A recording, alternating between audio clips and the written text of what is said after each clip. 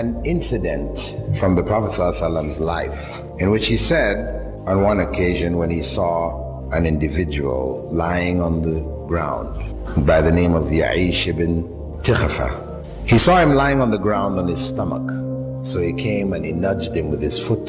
When he woke up and he looked at the Prophet ﷺ, he told him, this is the method of lying which God hates. People, commonly, they like to sleep on their stomach. And I know this is one of the etiquettes of sleeping in Islam. And I remember on one occasion when I was in Panama, teaching a course there and in etiquettes, Islamic etiquettes, and I spoke on this. Afterwards, people asked me, why? Why is it disliked to sleep on your stomach? And I really didn't have an answer.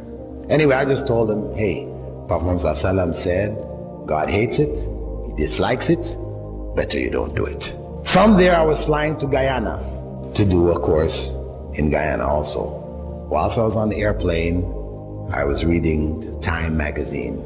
And this Time magazine issue was dedicated to the latest developments in spinal surgery. They were showing the latest medical hardware and how it dealt with the problems of slip discs and crushed discs and the different operations they were doing, and they showed pictures of people's back cut open and and at the end of it all, they had a list of doctors' recommendation to avoid spinal problems. Number one on the list was, don't sleep on your stomach.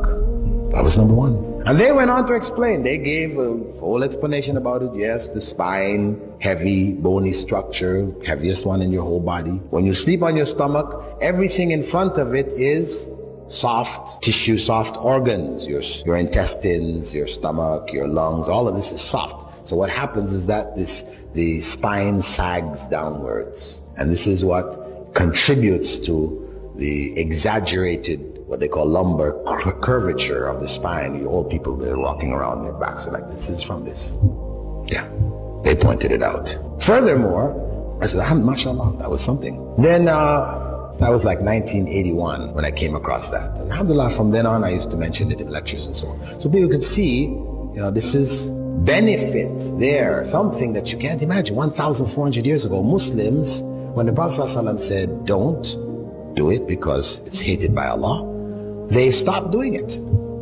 Though they used to like to sleep on the stomach just as we do. And over these 1,400 years, they benefited.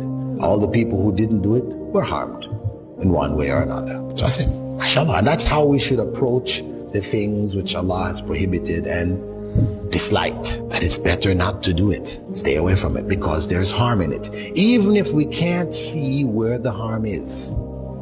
Anyway, in 1989, I read an article which appeared in the British newspapers that scientists, medical scientists, studying a particular illness which seemed to be affecting small children, 1-year-old, 2-year-old, 3-year-old kids, put to sleep in their cribs, they die in their sleep.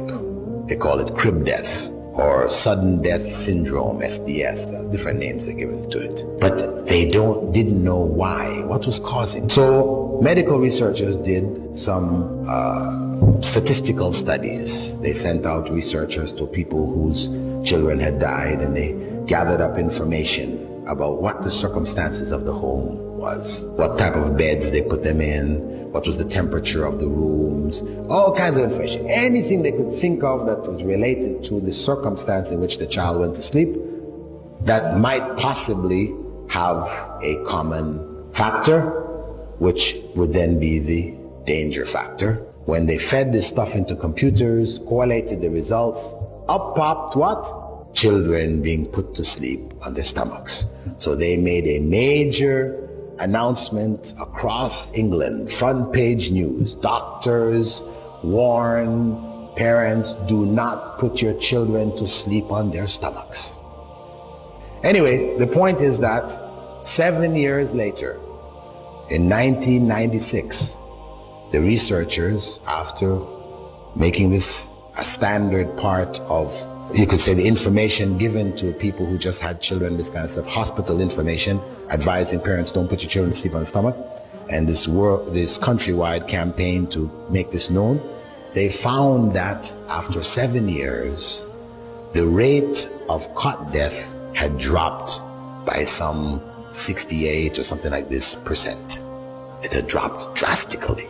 So, alhamdulillah, here is further evidence that Prophet Muhammad 1,400 years ago, when nobody had any idea of what harm there was, how did the Prophet know that God hated this? Do you think he just looked at the person and said, I think God hates this?